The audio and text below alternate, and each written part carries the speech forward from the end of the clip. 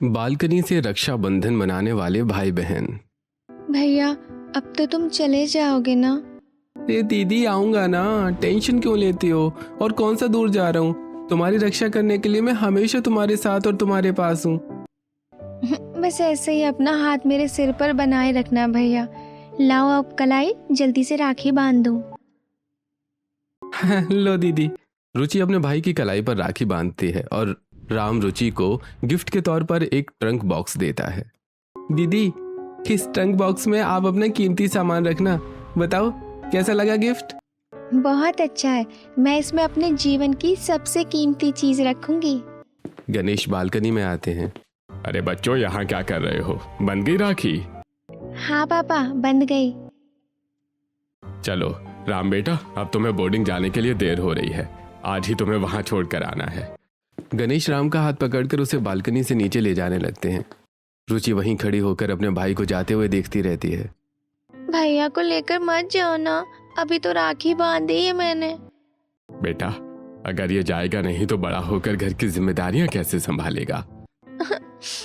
लेकिन पापा, भैया के बिना मेरा मन नहीं लगेगा। अरे घर की सारी जिम्मेदारियां इसी पर तो है बेटा। उसे पढ़ लिख कर अपने पैरों पर खड़ा होना होगा। दीदी रोना मत, अगली राखी पर मैं जरूर आऊंगा। भैया, मैं अगली राखी पर तुम्हारा इंतजार करूंगी। गणेश राम को लेकर चले जाते हैं और रुचि बालकनी में खड़ी तब तक देखती रहती है जब तक दोनों उसकी नजरों से ओझल नहीं हो जाते। राम बोर्डिंग स्कूल पहुंच जाता है। शुरुआत में उसे घर की बहुत याद आती है, लेकिन वो धीरे धीरे खुद को पढ़ाई में व्यस्त कर लेता है। मुझे अच्छे से पढ़ना है और पापा का सपना पूरा करना है। राम मन लगाकर पढ़ाई करने लगता है। शिक्षक भी उसकी मेहनत देखकर उसकी खूब तारीफ करते हैं। राम, तुम बहुत मेहनती लड़के हो, ऐसे ही पढ़ते रहो। जी सर, मैं पूरी मेहनत करूंगा। समय बीतता है और अगली राखी आ जाती है। रुचि सुबह से ही अपने भाई के आने का इंतजार करती है। आज भैया जरूर आएगा।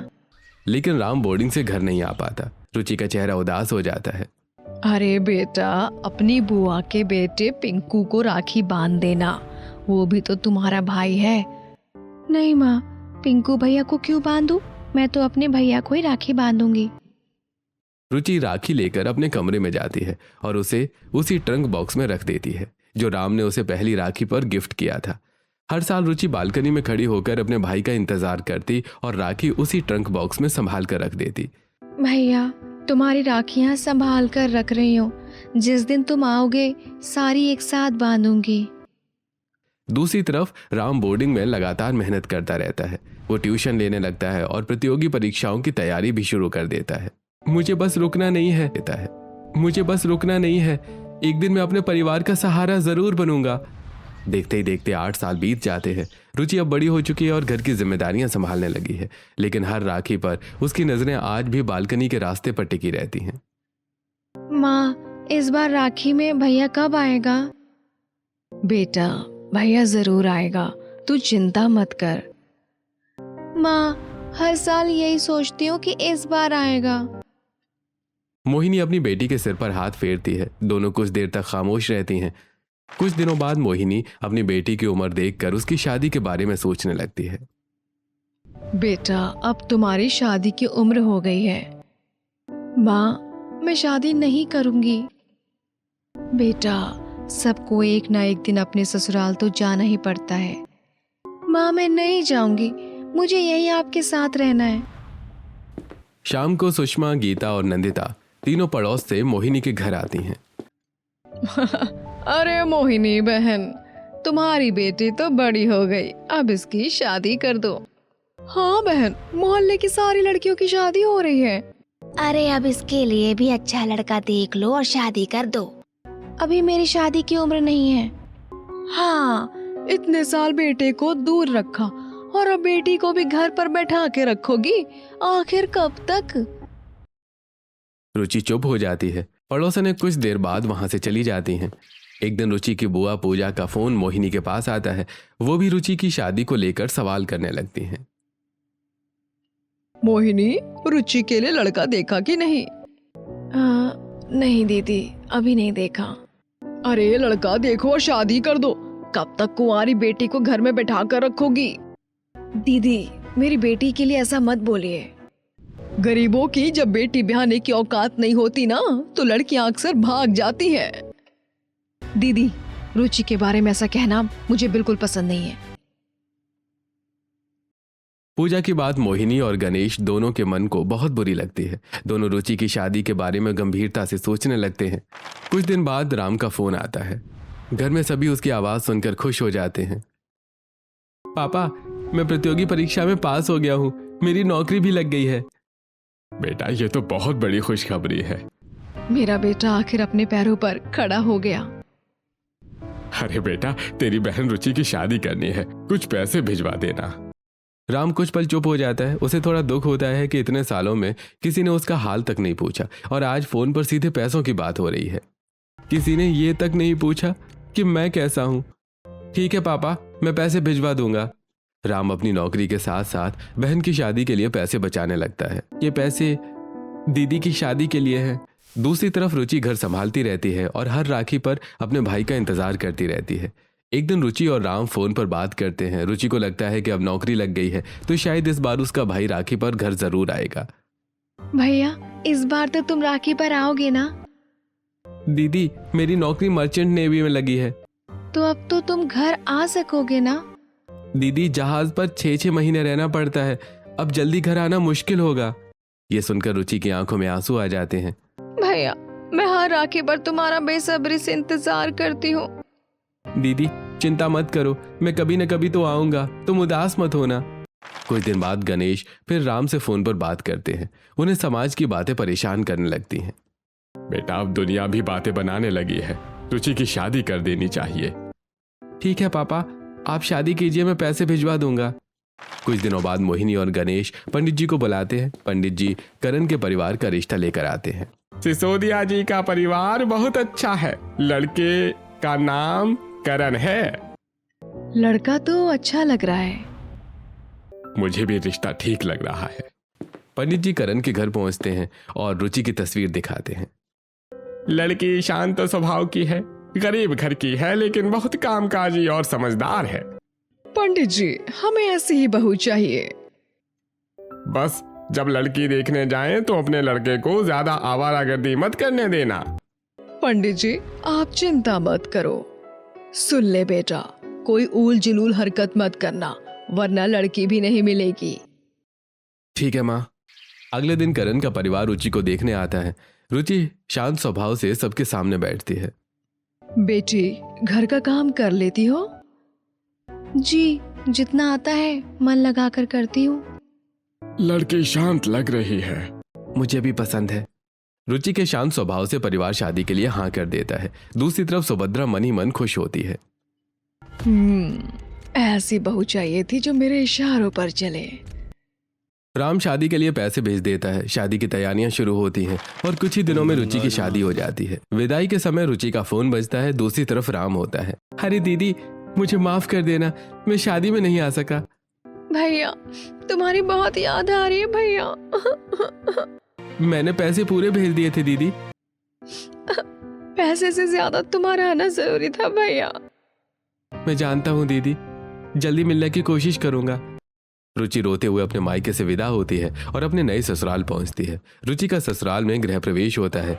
बाहर कुछ पड़ोसनें खड़ी होकर सब देख रही होती हैं। अरे बहू तो लेकर आए हैं, लेकिन दहेज में क्या मिला? लगता है बहू के घर वालों ने ठेंगा दिखा दिया। अरे बहू तो खाली हाथ ही आ गई। रुचि उनकी बातें सुन लेती है लेकिन चुप रहती है। तभी उसकी नंद भावना वहां आती है। भाभी आइए, मैं आपका गृह प्रवेश करवाती हूँ। भावना रुचि का गृह प्रवेश करवाकर उसे घर के अंदर ले आती है। अगले दिन रुचि अपनी पहली रसोई बनाती है। वो घर वालों के लिए मीठा बनाती है और पूरे मन से खाना परोसती है। माँ जी, मैंने सबके लिए खाना लगा दिया है। ठीक है, सबको परोस दो। भावना, सुभद्रा, माधव, करण और रेहान डाइनिंग टेबल पर बैठकर खाना खाते हैं, लेकिन कोई भी रुचि की तारीफ नहीं करता। मीठा कैसा बना है? ठीक है। हमारे यहाँ नेक न्यौछावर और दान दहेज में भी तुम्हारे मायके वालों ने कुछ खास नहीं किया। भाभी, आप बुरा मत मानना। खाली हाथ बेटी भेज दी। अरे कम से कम कुछ तो देना चाहिए था। रुचि का चेहरा उतर जाता है। वो बिना कुछ कहे रसोई में चली जाती है। रात में रुचि करण से बात करने की कोशिश करती है। उसे उम्मीद होती है कि पति उसकी बात समझेगा। करण, आज सबने मेरे मायके को बहुत कुछ कहा। तो मैं क्या करूं? मुझे ये सब ठीक नहीं लगता। जाओ यहाँ से, मेरे माँ बाप का शिकायत करने मेरे पास मत आना। मैंने शिकायत नहीं की थी। मुझे कुछ नहीं सुनना। रुचि की आंखों से आंसू निकल आते हैं। वो चुपचाप वहां से चली जाती है। अगले दिन रुचि खाना बनाते समय रोटी में थोड़ा ज्यादा घी डाल देती है। सुभद्रा खाना देखते ही नाराज हो जाती है। यहाँ नदी बह रही है कि हर चीज में घी उड़ेल देगी? हाँ माँ जी, गलती से थोड़ा ज्यादा पड़ गया।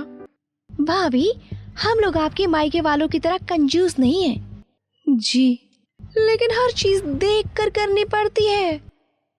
रुचि सिर झुकाकर सब सुनती रहती है। कुछ दिन इसी तरह गुजरते हैं और भावना अपने ससुराल चली जाती है।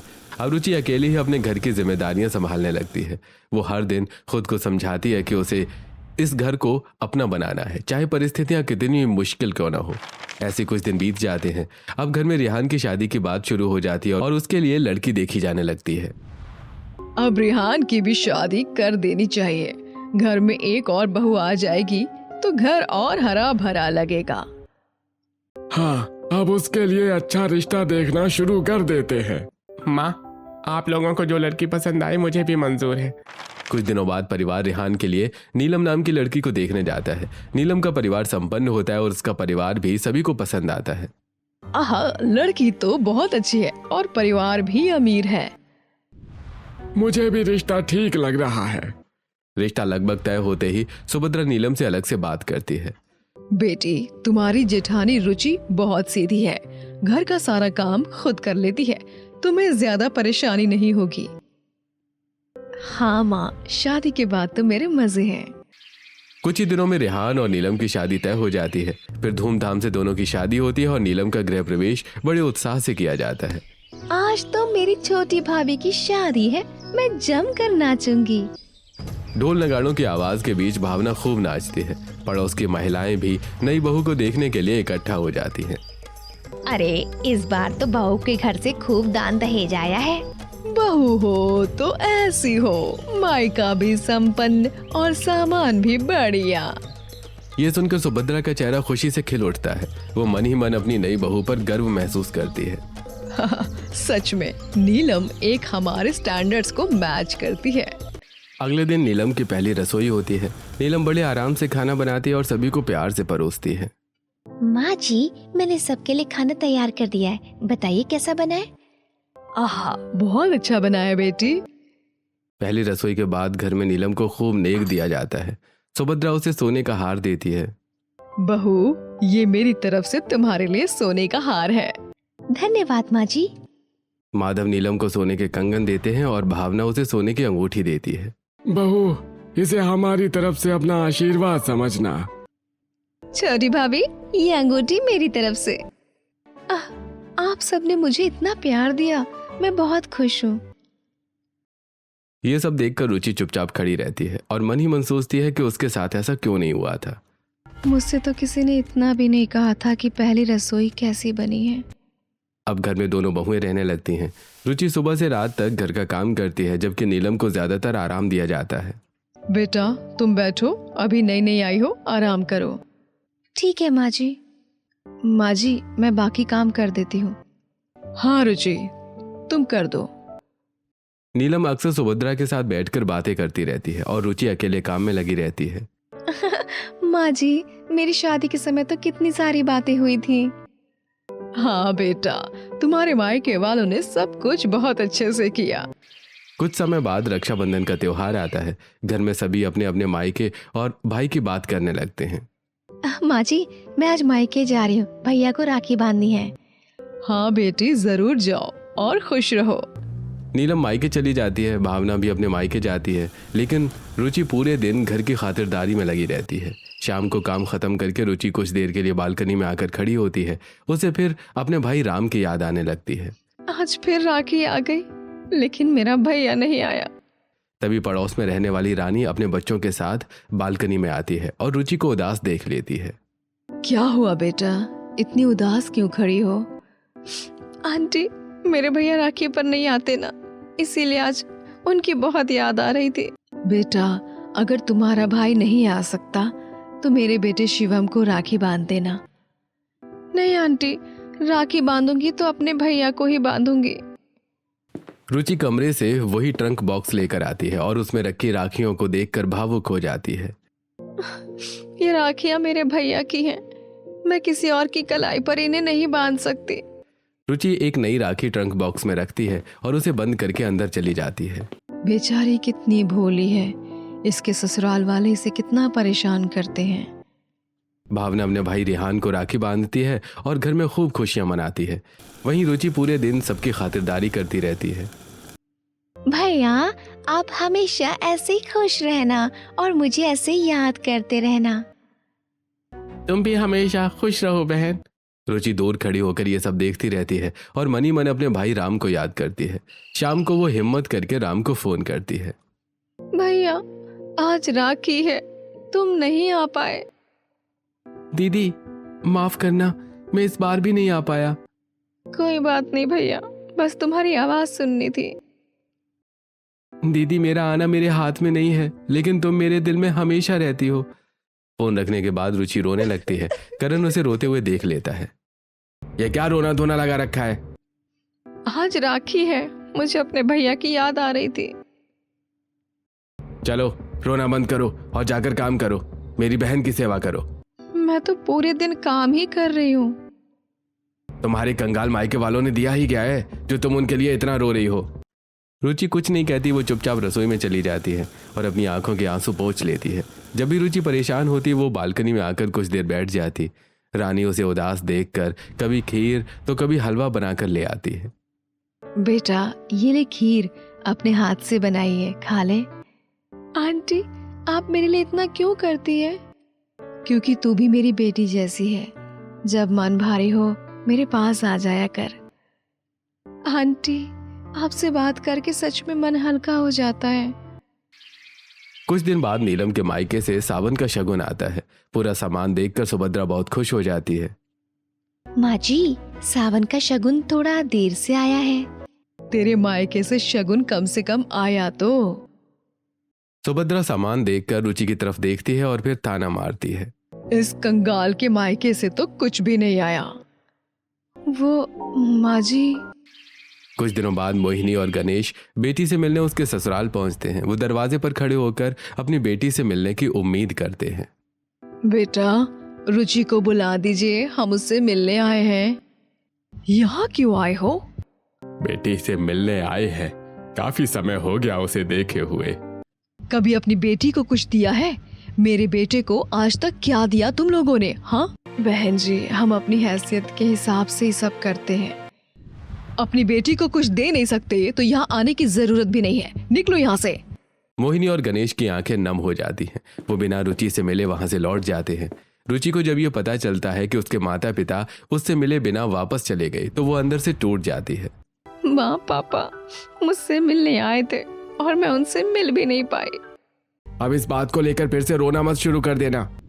वो मेरे माता पिता हैं, उनसे मिलने का भी मुझे अधिकार नहीं है क्या? ज्यादा सवाल मत करो। रुचि चुप हो जाती है। वो रात भर अपने माता पिता और भाई राम को याद करती रहती है। देखते ही देखते 2 साल और बीत जाते हैं। पड़ोस की एक औरत रानी रुचि से लगाव रखने लगती है। बेटा, इस बार तो शिवम को राखी बांध दे। आंटी, शिवम भी मेरे लिए भाई जैसा है, लेकिन जब मेरे भाई की कलाई सूनी है तो मैं अपने किसी और को राखी कैसे बांध दूं? बेटा, तू अपने भाई से बहुत प्यार करती है ना? आंटी, वो मेरे लिए सिर्फ भाई नहीं है, बचपन से मेरी हिम्मत रहा है वो। रानी रुचि के सिर पर हाथ फेरती है। रुचि बालकनी से दूर आसमान की तरफ देखती रहती है। शादी के बाद से रुचि अपने मायके वालों से ठीक से मिल भी नहीं पाई थी। ससुराल में उसे अक्सर उसके मायके और दहेज को लेकर ताने सुनने पड़ते थे। पता नहीं माँ पापा होंगे कैसे, और भैया शायद इस बार तो जरूर आएगा। रेहान भी अपनी भाभी का सम्मान नहीं करता और करण भी अक्सर उसे ताने देता रहता है। फिर भी रुचि हर सुबह अपने काम में लग जाती है। एक दिन सब ठीक हो जाएगा, एक दिन भैया जरूर आएगा। हर रक्षाबंधन पर रुचि अपनी बालकनी में खड़ी होती है और उसी रास्ते को देखती है जहां से उसका भाई आने वाला था। उसके कमरे में रखा ट्रंक बॉक्स अब कई राखियों से भर चुका था। रुचि को बस उस दिन का इंतजार था जब वो अपने भाई की कलाई पर सारी राखियां एक साथ बांध सके। भैया, एक दिन तो तुम आओगे ना? मैं आज भी यहीं खड़ी होकर तुम्हारा इंतजार कर रही हूँ भैया।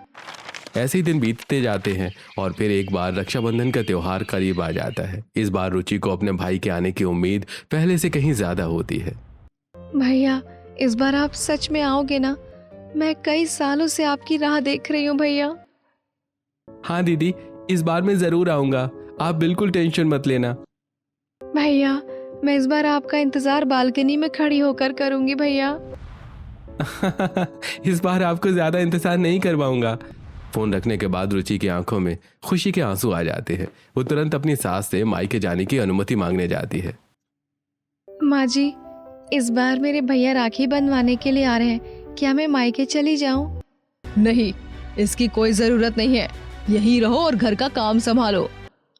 लेकिन माँ जी, इतने साल बाद भैया आ रहे हैं, मैं उनसे मिल भी नहीं पाई हूँ। मैंने कह दिया ना, कहीं जाने की जरूरत नहीं है। रुचि चुप हो जाती है। तभी नीलम अपनी सास के पास आती है और मायके जाने की बात करती है। माँ जी, मैं आज मायके जा रही हूँ। हर साल राखी पर जाती हूँ ना भाई को राखी बांधने। हाँ बेटा, जाओ, खूब अच्छे से राखी मना कर आना। रुचि दूर खड़ी होकर ये सब देखती रहती है। उसके चेहरे की खुशी धीरे धीरे उदासी में बदल जाती है। कुछ देर बाद भावना अपने ससुराल से गुस्से में बैग लेकर घर आती है। करण और रेहान उसे देखकर हैरान हो जाते हैं। क्या हुआ भावना, इतनी तिलमिलाई हुई क्यों हो? दीदी, सब ठीक तो है? मेरी सास मुझे राखी पर मायके आने ही नहीं दे रही थी। कह रही थी कि तुम्हारी ननद आने वाली है, तुम कहीं नहीं जाओगी। मैंने कह दिया भाड़ में जाए ननद। राखी के दिन भी क्या अपने भाई को राखी बांधने के लिए सास ससुर की परमिशन लूं मैं? फिर तुम यहाँ कैसे आ गई? दीदी, आपने तो आज घर ही सिर पर उठा लिया। भाई को राखी बांधने का अधिकार भी किसी की अनुमति से मिलेगा क्या? इसीलिए बैग उठाया और चली आई। रुचि दूर खड़ी होकर भावना की बातें सुनती रहती है। उसके मन में एक सवाल उठता है। एक तरफ मैं अपने मायके वालों से भी नहीं मिल पाती और दूसरी तरफ मेरी ननद अपने भाई को राखी बांधने के लिए बिना किसी के डर के यहाँ आ जाती है। आखिर रक्षाबंधन का दिन आ जाता है। रुचि सुबह से ही बालकनी की तरफ देखती रहती है और उसे उम्मीद होती है कि राम जरूर आएगा। आज भैया आएंगे, आज मैं उन्हें जरूर राखी बांधूंगी। रुचि पूरे घर का काम जल्दी जल्दी निपटाती है। वो छोले भटूरे, पानी पूरी और कई तरह के पकवान बनाने लगती है।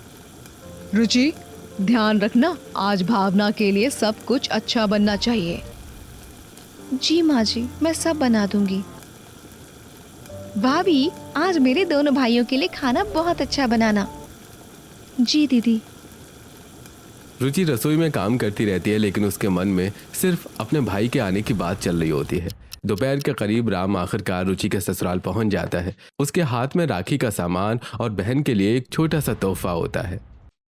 नमस्ते, मैं रुचि का भाई राम हूँ, अपनी बहन से मिलने आया हूँ। तुम्हारी बहन से मिलने? यहाँ तुम्हारे जैसे फटीचर लोगों की कोई जगह नहीं है।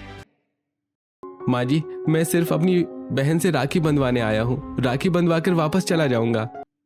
मैंने कहा ना, यहाँ कोई राखी नहीं बंधेगी। तुम लोग इतने सालों में क्या दे पाए हो इस घर को? मैंने अपनी बहन की शादी के समय अपनी हैसियत से ज्यादा मदद की थी। हमें तुम्हारी मदद की जरूरत नहीं है, अब यहाँ से निकलो। राम की आंखें भर आती हैं, लेकिन वो अपनी बहन से मिलने की जिद नहीं छोड़ता। बस एक बार मेरी दीदी के पास जाने दीजिए, मैं राखी बंधवा कर तुरंत चला जाऊंगा। नहीं, और दोबारा इस घर में दिखाई मत देना। राम कुछ देर वहीं खड़ा रहता है। तभी मोहिनी और गणेश भी वहां पहुंच जाते हैं और बेटे को समझाने लगते हैं। बेटा, यहाँ खड़े रहने से कोई फायदा नहीं है। माँ, मैं इतने साल बाद आया हूँ, क्या अपनी बहन को राखी भी नहीं बंधवा सकता? बेटा, इन लोगों ने इतने सालों से हमें हमारी बेटी से मिलने तक नहीं दिया। आज भी शायद ये तुझे अंदर नहीं जाने देंगे। लेकिन पापा, मैं अपनी दीदी को खाली हाथ वापस नहीं जाना चाहता। बेटा, हालात देखकर समझदारी से काम ले, तू यहाँ से मत उलझ।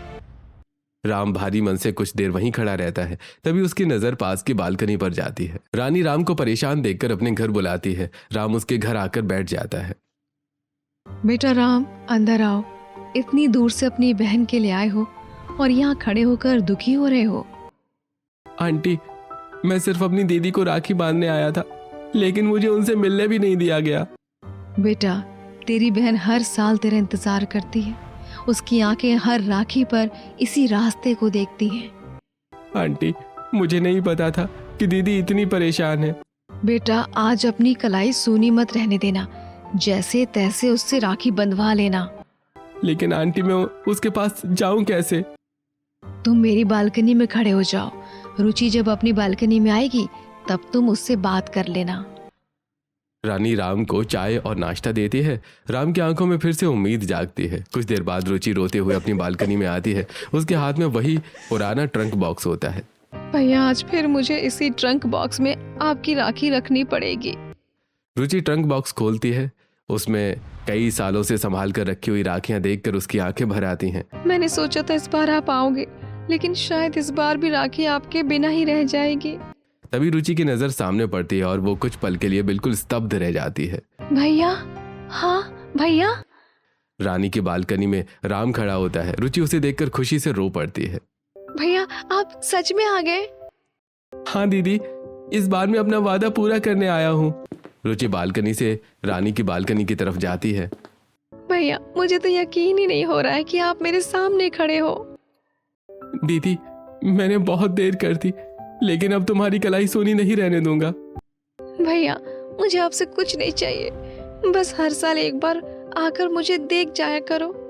दीदी, आज के बाद तुम्हें अपने भाई के लिए इंतजार नहीं करना पड़ेगा। रुचि ट्रंक बॉक्स खोलती है और उसमें रखी सारी राखियां निकाल लेती है।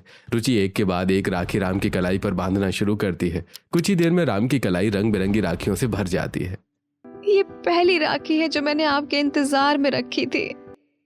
और ये सारी राखियां मुझे पता नहीं है कि मेरी बहन ने कितने साल मेरा इंतजार किया। मैंने एक भी राखी फेंकी नहीं थी भैया। मुझे भरोसा था कि एक दिन तुम जरूर आओगे।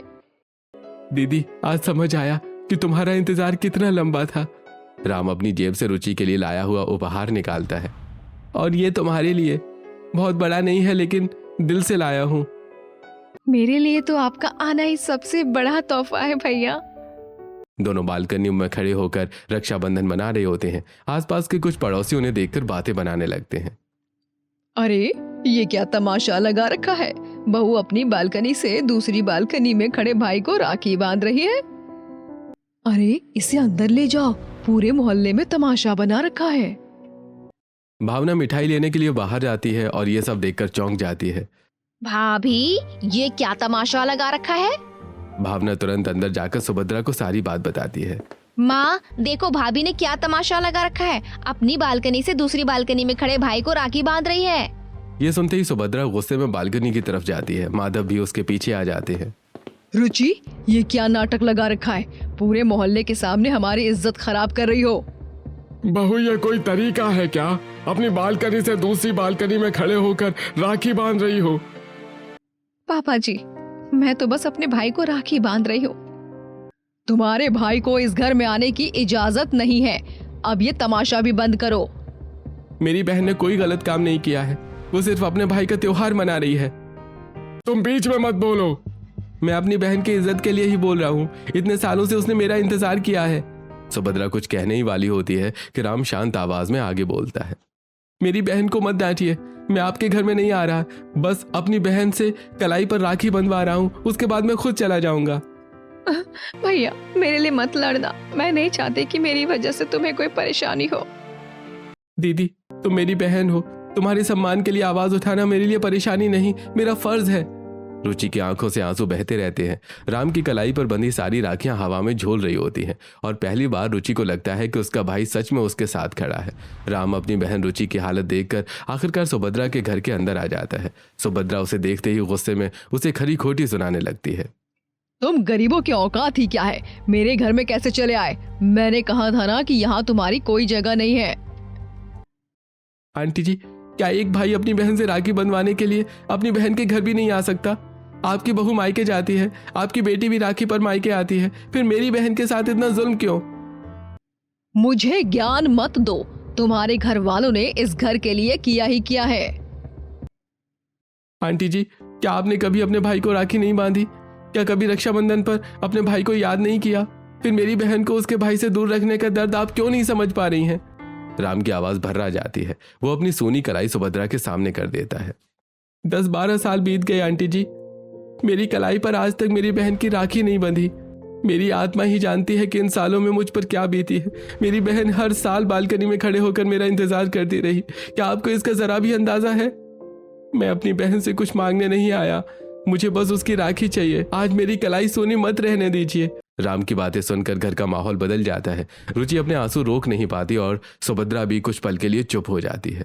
माँ जी, आपने मुझ पर बहुत जुल्म किए, मैंने सब सहा और कभी कुछ नहीं कहा। लेकिन क्या मैं इस घर में सिर्फ एक नौकरानी हूँ? क्या मुझे अपने भाई को राखी बांधने का भी अधिकार नहीं है? आज मुझे कुछ नहीं चाहिए, बस मुझे अपने भाई की कलाई पर राखी बांध लेने दीजिए। इसके बाद मैं फिर अपने सारे काम करूंगी। रुचि की बातें सुनकर भावना की आंखों में भी आंसू आ जाते हैं। वो अपनी भाभी और अपने भाई के रिश्ते को देखकर भावुक हो जाती है। भाभी, मुझे माफ कर दीजिए। मैं भी अपनी सास से झगड़कर राखी पर यहाँ चली आई, लेकिन आपने कभी अपने मायके जाने के लिए लड़ाई तक नहीं की। आपने इतने साल अकेले सब सहा और फिर भी मेरे साथ हमेशा अच्छा व्यवहार किया। मुझे सच में आपसे माफी मांगनी चाहिए भाभी। भावना की बात सुनकर सुभद्रा का दिल पिघल जाता है। उसे पहली बार एहसास होता है कि उसने रुचि के साथ कितना अन्याय किया है। रुचि, मुझे माफ कर दो। मैंने तुम्हारे मायके की गरीबी को तुम्हारी कमी समझ लिया। शायद मैं भूल गई कि रिश्ते पैसों से नहीं, दिल से निभाए जाते हैं।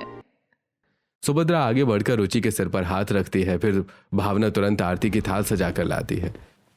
भाभी, ये राखी आपके लिए है। आज आप अपने भाई को अपने हाथों से राखी बांधिए। रुचि मुस्कुराते हुए राम के पास बैठती है। वो आखिरी राखी निकालती है और प्यार से अपने भाई की कलाई पर बांध देती है। भैया, इतने सालों का इंतजार आज पूरा हो गया। दीदी, मुझे माफ कर देना इतने सालों के इंतजार के लिए। आपका भाई आपकी हमेशा रक्षा करेगा। रुचि राम को मिठाई खिलाती है और उसकी आरती उतारती है। दोनों भाई बहन एक दूसरे को गले लगा लेते हैं और घर के सभी लोग भावुक होकर उन्हें देखते रहते हैं। भैया, आज मुझे मेरी सारी राखियां वापस मिल गई। और मुझे मेरी बहन का वो प्यार जिसका इंतजार मुझे भी इतने सालों से था। उस दिन पहली बार रुचि को महसूस होता है कि उसका भाई सिर्फ राखी बंधवाने नहीं बल्कि उसकी जिंदगी में उसका सम्मान वापस दिलाने आया था। क्या आपने कभी ऐसा रक्षाबंधन देखा है जहां पर वर्षों का इंतजार हो? और दोस्तों, आपके कितने भाई बहन हैं? कमेंट में हमें जरूर बताइए।